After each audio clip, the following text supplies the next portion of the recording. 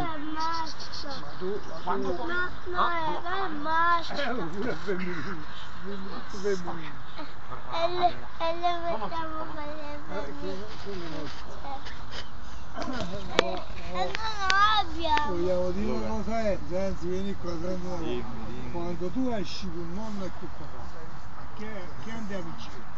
Brava! A casa. Subito dopo. Campo. Andiamo a campo, sì, qua vieni a campo. Ma quando usciamo andiamo a passeggio, però andiamo a campo, che andiamo a